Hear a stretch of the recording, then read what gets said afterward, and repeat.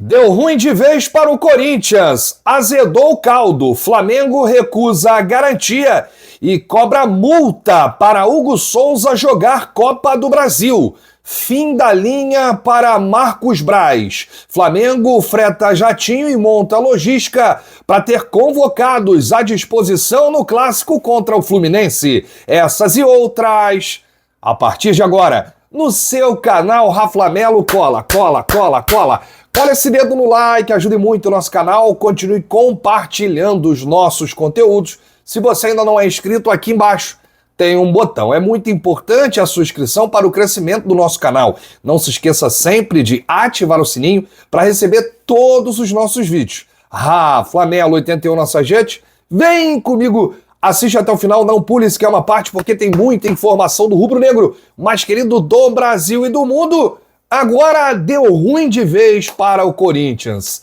Azedou o caldo, entornou o chope. O Flamengo recusou novamente, nesta segunda-feira, a garantia financeira apresentada pelo Corinthians para a compra de 50% dos direitos econômicos do goleiro Hugo Souza. Além disso, o Mengão reforçou o rival no mesmo documento que o pagamento de R$500 mil de multa para a utilização do goleiro na partida de volta da semifinal da Copa do Brasil no próximo dia 20, lá na Neoquímica Arena, independe da conclusão do negócio, ou seja, o Corinthians vai precisar pagar R$500 mil para utilizar o Hugo Souza no jogo da volta. Só nessa brincadeira aí, o Flamengo fez 1 milhão, jogo do Campeonato Brasileiro, o jogo de ida da semifinal da Copa do Brasil, e agora mais meio milhão, 1,5 milhão no total.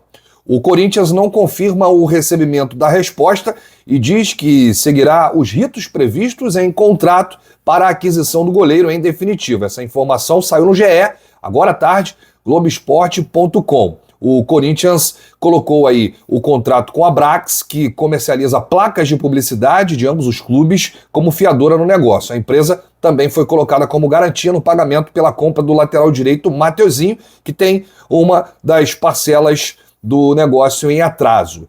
Com a recusa do Flamengo, que alega aí que o contrato da Brax já está comprometido por conta de outra dívida, o Corinthians agora busca um novo fiador para apresentar ao clube carioca para finalizar aí a transferência. Inicialmente, o contrato prevê o pagamento de €800 mil, cerca de R$4.800.000, parcelados em 4 vezes ao longo de 2025 e 2026.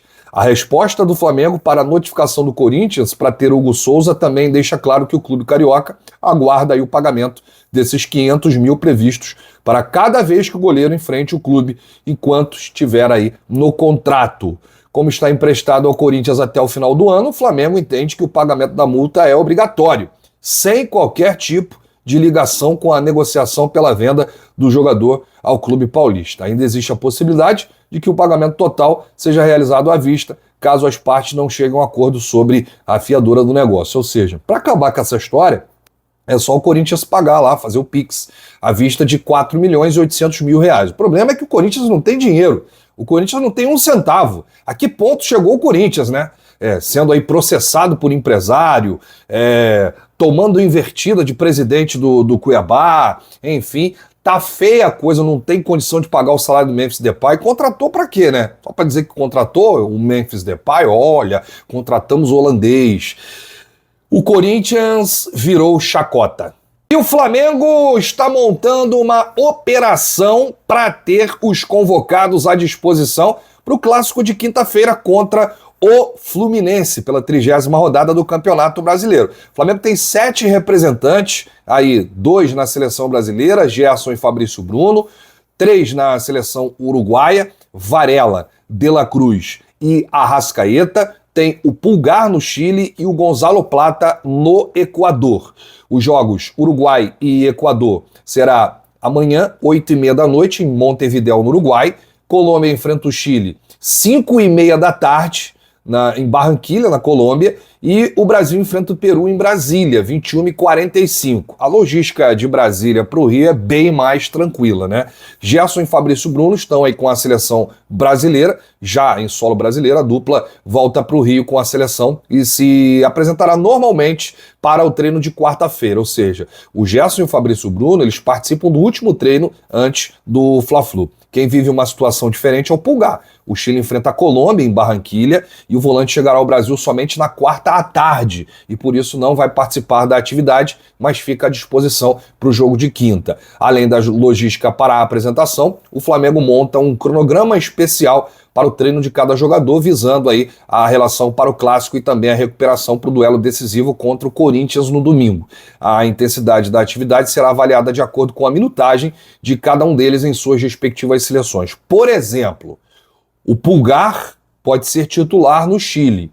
E se ele for titular, o Flamengo não vai arriscar colocá-lo ele contra o Fluminense, sabendo que a gente tem um jogo importante domingo, né, contra o Corinthians, é a semifinal da Copa do Brasil. Arrascaeta, ele começou como titular no último jogo do Uruguai, a derrota para o Peru.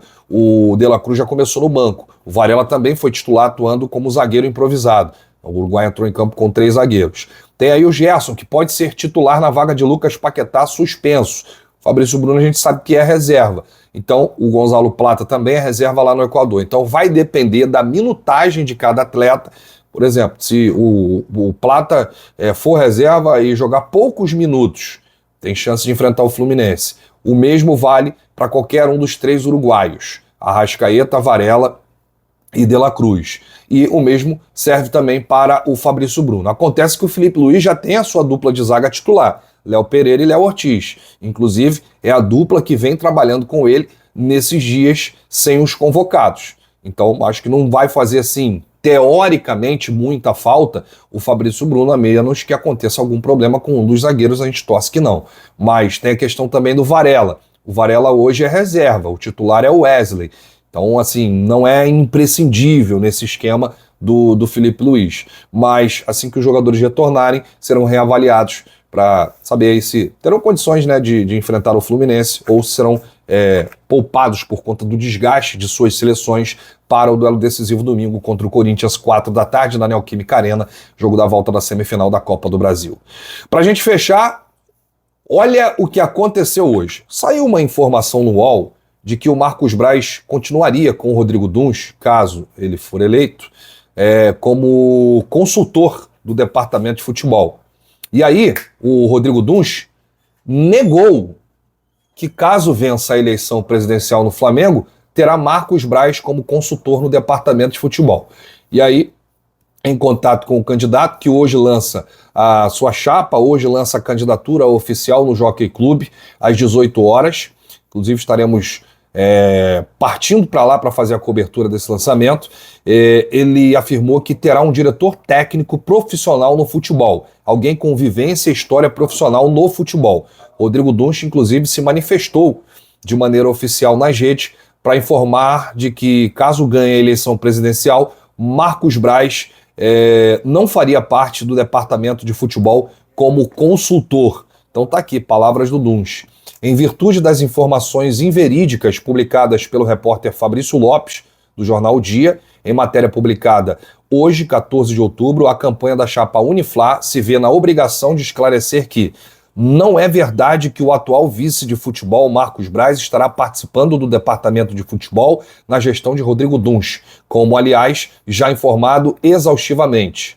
Tópico 2. Está previsto no plano de governo e é um compromisso da chapa Uniflá a contratação de um diretor técnico para o futebol do Clube de Regatas do Flamengo.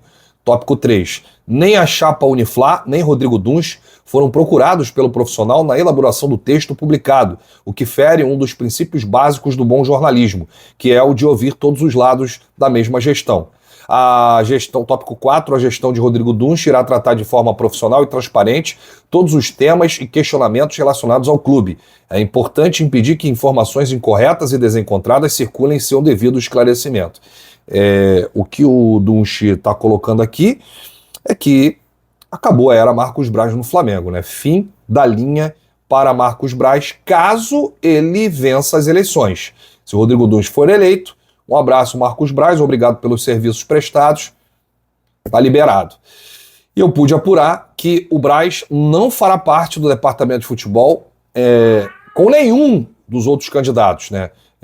O BAP, que é o candidato da oposição, tem um problema sério de relacionamento com o Marcos Braz, os dois não se gostam, então com o BAP o Braz não fica mesmo, com o Maurício Gomes de Matos o Braz não fica, enfim, com qualquer candidato que esteja concorrendo às eleições do Flamengo, o Marcos Braz não fica, então o prazo está chegando ao fim, o Braz vai cumprir o seu contrato com a gestão Landim até dezembro de 2024. Então, só para esclarecer aí, porque saiu essa informação de que o Braz continuaria na gestão do Rodrigo Dunsch, caso ele fosse eleito. Então, a gente vai trazer todas as informações para o torcedor rubro-negro em relação à campanha política do Flamengo, né? Essa questão aí eleitoral, porque o torcedor precisa e muito saber. Bom, a gente volta a qualquer momento com novidades do rubro-negro mais querido do Brasil e do mundo. Se você chegou até aqui, o seu like, o seu joinha é muito importante para o crescimento do nosso canal, para os nossos conteúdos. Não se esqueça de se inscrever aqui embaixo, botão inscreva-se, compartilha aí para geral e não se esqueça também de ativar o sininho para cada conteúdo que a gente gravar chegar para você. Bate no peito, saudações rubro-negras. Isso aqui é Flamengo. Valeu!